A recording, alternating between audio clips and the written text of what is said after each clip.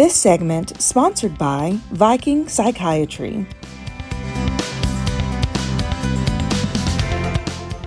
Welcome to Mental Health Matters with Viking Psychiatry. I am here to learn all about their new machinery to help treat adolescents' depression. Let's go in.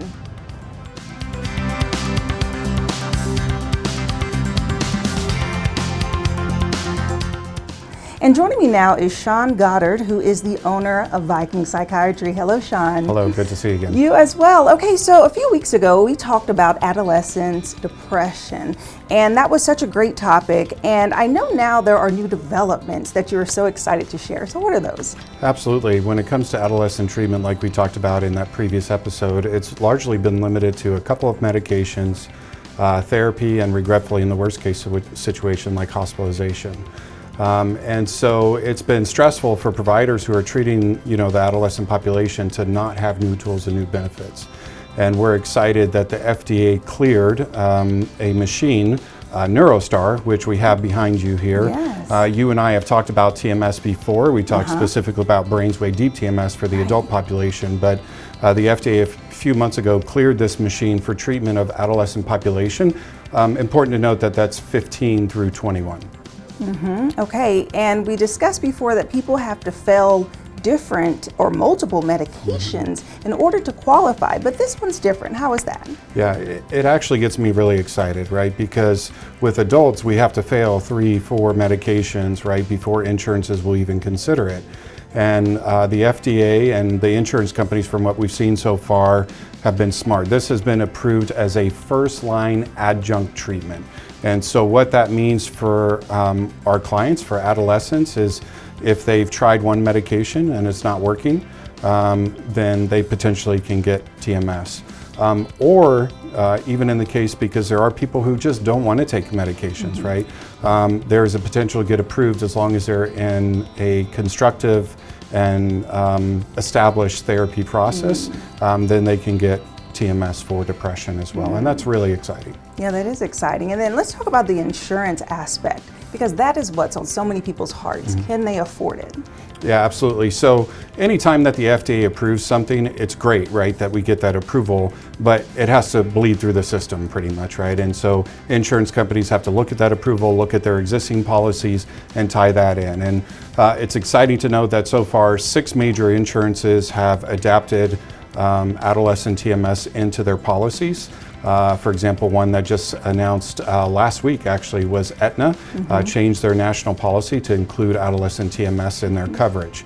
If somebody has an insurance company that their current policy doesn't have the adolescent's approval in it, that's not to say that somebody can't get it. Typically what we'll do is we'll evaluate them, make sure they're appropriate for treatment, and we start the prior authorization process with their insurance company. And if they were to deny it because they say, well, it's not in our policy, then we typically will send over the FDA approval and information, and most often we can get coverage based off of that. Okay, and so let's walk through the typical treatment plan. What does it look like to get this treatment? Yeah, so one of the biggest things you invest when you do TMS is time, right? Because what we're doing is we're changing the neurons in the brain.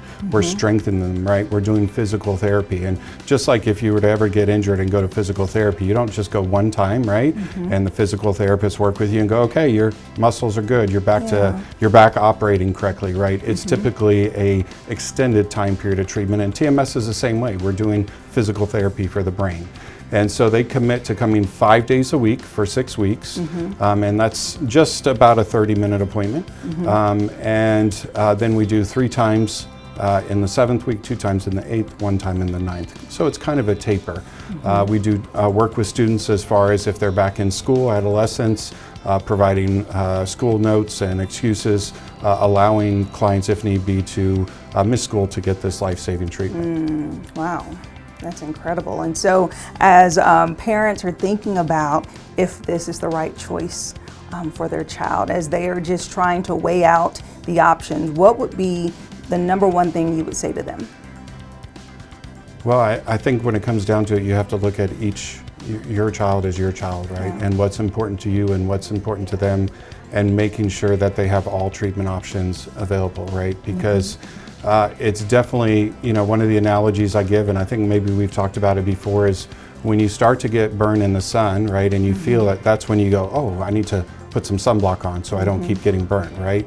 You don't wait until you're burnt and beet red and blistering before you put sunblock on. So this being approved as a first-line adjunct treatment, this is enabling us hopefully to put that sunblock on right away and prevent the worsening, right? And not only that, ultimately improvement in the way that their child is feeling. Okay, awesome. So if someone wants to learn more about this product or contact your office, how should they do so? Well, they can give us a call at the office, or the easiest thing, go on to vikingpsychiatry.com or vikingpsych.net to make it easy, and it has information about it, and it will lead them straight to us. All right, awesome. Thank you so much, Sean. Thank you.